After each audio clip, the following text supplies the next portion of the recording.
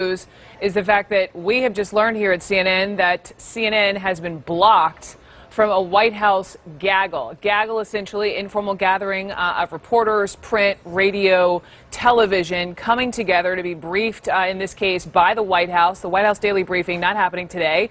And traditionally, and you've seen the pictures, lots of reporters are included in that. This is so incredibly significant because this has never happened in this administration. Not only is CNN blocked, other organizations blocked, the New York Times, the LA Times, and Politico. Apparently, the White House Correspondents Association is protesting. And as we're getting more information, just a little bit of context, as we've been taking CPAC, this conservative conference in Washington, D.C., we heard from the president this morning, and he doubled down on his tweet from just a couple of days ago, essentially saying the media is the enemy of the American people. His chief strategist this time yesterday calling the media the opposition party over and over.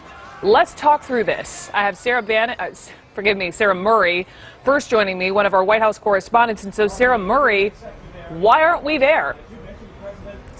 That is a great question, Brooke. We lined up.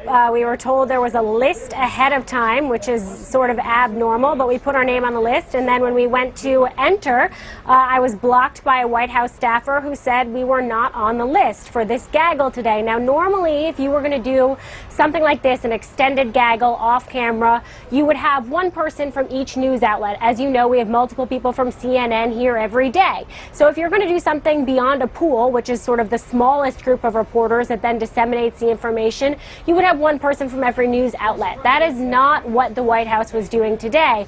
What the White House was doing was hand-picking the outlets they wanted in for this briefing. So Breitbart, the Washington Times, One America News Network, news outlets that maybe the White House feels are more favorable were all allowed in, whereas I was blocked from entering, Politico was blocked from entering, the New York Times, the LA Times, all of these news outlets were blocked from going to a gaggle. And Brooke, as you pointed out, on a normal day-to-day basis, this would be an on-camera, on-the-record briefing in the White House briefing room where anyone at any of these news outlets would have a chance to be called on and to answer a question.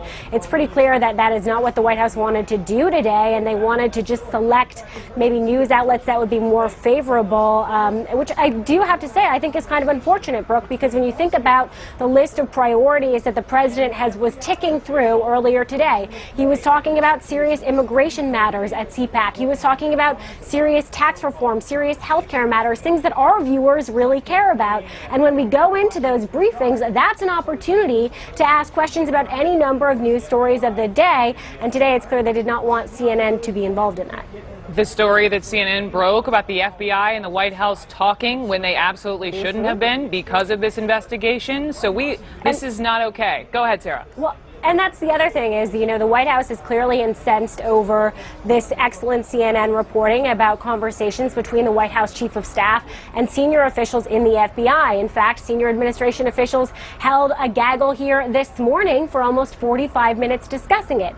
The odds that that story is not yet coming up again, that those Russian contacts are not yet coming up again, are very slim, and yet they've decided to exclude CNN, the news organization that broke that story, from this gaggle, which is also, of course, disconcerting. Sarah Murray, don't go too far. I may come back to you. Let me bring in Jeff Mason, the president of the White House Correspondents Association, who I mentioned off the top. They are protesting this whole thing. This is not okay, is what I keep hearing myself think when I'm just learning this, like the rest of us. Jeff Mason, what did the White House tell you all? Why is this happening? Well, we're still getting information about that. They clearly wanted to have a gaggle that was not on camera and that was not the full press corps today. We don't object to there being briefings like that aren't always on camera, but we have encouraged them when they want to do something like that, which is a gaggle, as you explained at the top, that they still do it in the press room and do it in a place where all reporters have a chance to ask questions. So we've made that clear, and we're going to continue to have discussions with them about that, and we're not happy with how this happened today. So tell me a little bit more about what we know. So Sarah mentioned some of the organizations who were allowed to attend the gaggle, Breitbart, Conservative Times, and I understand some organizations are boycotting, like they could have been part of the gaggle, but because of what the White House is doing, they didn't go. Yeah, I don't want to speak for other organizations. All I can speak for in this context right now is the Correspondents Association, Brooke. And as I said, we've been in touch with the White House for the last good hour about this and working to make sure that something like this does not happen again.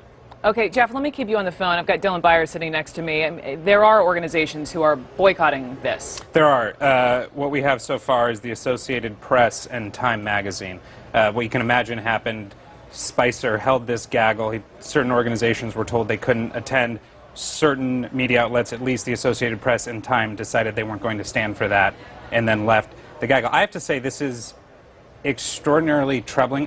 By the way, I understand every White House administration's frustration with the press. The press doesn't always get it right. I understand the strategic effort here to demonize the media and why that plays well with the president's base. But when you get to the point where you are handpicking which media outlets get information from the White House, from the press secretary, from the spokesperson for the White House, that is extremely troubling. That does not speak of American democracy. And in fact, Peter Baker, veteran White House correspondent for the New York Times, tweeted, look, he covered the Clinton administration, Bush administration, Obama administration. He never remembers anything like this happening before.